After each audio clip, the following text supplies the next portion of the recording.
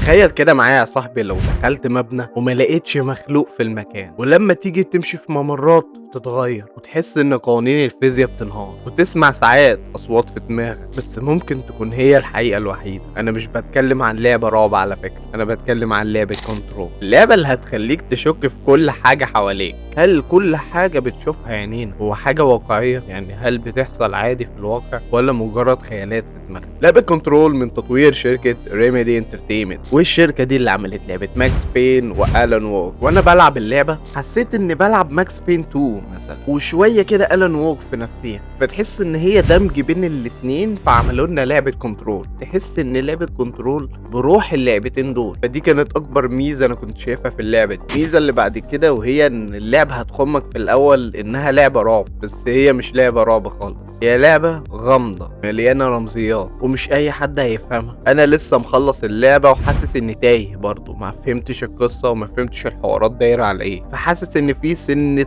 تعقيد. زي مثلا في القصة اللي احنا هنجيلها دلوقتي، والقصة عبارة عن واحدة اسمها جيسي بتدخل مبنى غامض اسمه الاولدست هاوس، تابع لمنظمة الاف بي سي، على اساس ان احنا ما نعرفش ان هم قاصدين اف بي اي. المنظمة دي وظيفتها تدرس الظواهر الخارقة، لكن اللي حصل ان الظواهر دي خرجت عن السيطرة، وكيان اسمه الهيس سيطر على المكان كله ويحول البشر لوحوش. فاول ما صاحبتنا جيسي دي دخلت اكتشفت ان المدير مات، وفجأة بدون مقدمات بقت هي المديرة. ودي حاجة بقى انا بصراحة حسيت بتوهان ابن لذينة، هو في ايه؟ هو ايه اللي بيحصل؟ دي اول مرة تخش المبنى فجأة بقت مديرة عليها، ولازم تبقى مسؤولة عن المنظمة دي وتحارب الهيس. انا مش فاهم حاجة، انا مش فاهم حاجة، مش فاهم. بعد ما بحثت كتير في الحوار ده لقيت ان اللعبة كانت ليها نظرة فلسفية في ان انت هل عندك حرية الاختيار، ولا انت اللي بيتم اختيارك، ولا انت ما بتختارش حاجة في حياتك. حاجة فلسفية جدا. لو انا بص انا ما اقتنعتش في الاول، بس لقيت في ناس تتكلم عن اللعبة بيتكلموا عن نفس الجزئية، ان هو بيتكلم عن الاختيار، ان هل ده اختيار ان هي تبقى مديرة، بس هي ما اختارتش حاجة، هي بقت مديرة غصبا عنها. ونفس الكلام في الحياة، هل واحنا صغيرين حققنا الحاجة اللي احنا كنا عاوزين نعملها واحنا كبار؟ لا، احنا مشينا على عجلة الحياة، والحياة هي اللي اختارت لنا نبقى ايه غصب عننا وبدون اي حرية. والله مش عارف، فلسفة زيادة، الموضوع مش مستاهل. تعالى بقى نيجي على الجيم بلاي بتاع اللعبة. يا خرابي على الجيم بلاي، يا خرابي. اللعبة بتديك يا اسطى احساس انك فاهم انت اللي هو بطل خارق. دي حاجة انا ما شفتهاش في العاب قبل كده. هتقول لي مثلا طب ما هي موجودة مثلا في لعبة سبايدر مان، موجودة في العاب الهيرو عموما. هقول لك لا خالص، انك تبقى شخصية عادية جوه اللعبة بس عندك قوة خارقة وبتشقلب ده وبتشيل ده وبتطير ومش عارفه وبتعمل ايه. لا، الحاجات دي انا ما جربتهاش. وحتى الموشن بتاع اللعب والتحريك والشظايا بتاعت الطلقة، لا الحاجات دي كانت مبهرة جدا. مش يمكن عشان انا اول مرة العب اللعبة، في ناس بقى معاها بلاي ستيشن 5 فمتعودة على الجرافيك ده. معلش انا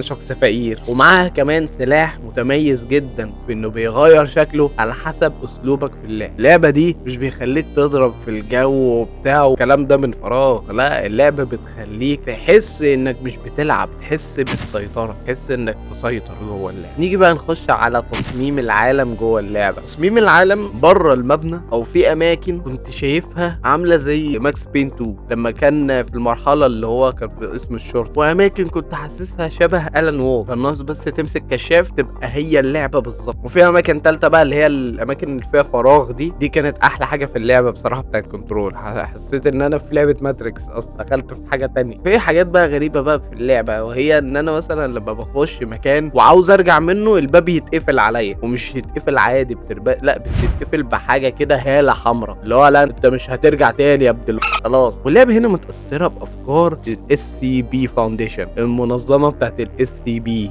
لو تعرفوها. ولو انت ما تعرفش الاس سي بي، هي المنظمه اللي بتبقى مسؤوله عن الحاجات الخارقه المحبوسه، بس ممكن تهرب في اي لحظه وتهاجم المدينه مثلا، او يحصل حاجه ويقتلوا في الناس كده يعني. تعالى بقى نحكي عن تفصيله كده صغيره. لما بلاقي ورقه جوه اللعبه او مستندات او تسجيل صوتي، او حتى لما بشغل التلفزيون جوه اللعبه، ما بكونش قادر افهم قوي هم عاوزين يقولوا ايه او يوصلوا رساله ايه، لان كل واحده فيهم بيحكي حاجه شكل. فدي من الحاجات السلبيه جوه جوه اللعبه اللي هتحسس اللاعب بانه تايه، مش عارف رايح فين وجاي منين. واللعبه هنا زي ما قلت لكم هي مش رعب، يعني مثلا مش وانت ماشي كده تلاقي واحد فقعلك جامب سكير ولا وحش بيجري وراه. الرعب هنا هو رعب احساس اكتر، انك مش فاهم هو ايه اللي بيحصل ومش لازم تفهم ايه اللي بيحصل. فدي كانت حركه صايعه جدا، ومفيش العاب كتيره بتستخدم الاسلوب ده في الرعب. ازاي يخلوك مشدود من اول ما تبدا اللعبه لحد اخرها، عاوز تجيب اخر اللعبه. الجانب الفلسفي والنفسي جوه اللعبه. وهنا بقى خلونا نتقمص دور عمر ابو المجد واقول لكم ان لعبه كنترول مش بس السيطره اللي انت فاكرها. لو هنيجي بقى من ناحيه الفلسفه والنفسيات، هو الصوت اللي دايما بتسمعها جي سي جوه اللعبه. I don't know. She might find out about you. All altered items, I don't have time for objects, this. power, and I was told Dylan Faden was kept here. Can you hear me? Oh, come on, Dylan. Oh, you know me. Say it.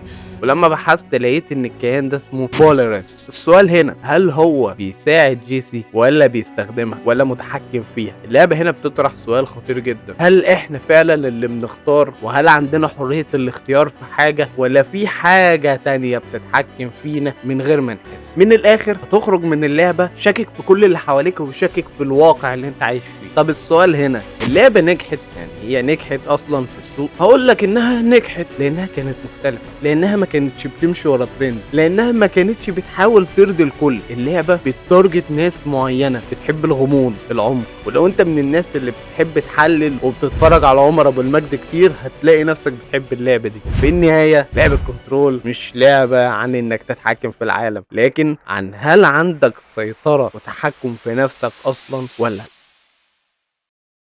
لو عجبك الفيديو اعمل لايك، لو انت لسه مش مشترك اشترك معايا في القناه، واكتب لي تحت في التعليقات هل انت فاهم لعبه كنترول لحد دلوقتي ولا لسه تايه زي حالاتي. وشكرا جدا جدا ليكم على المتابعه، اشوفكم الفيديو الجاي، سلام عليكم.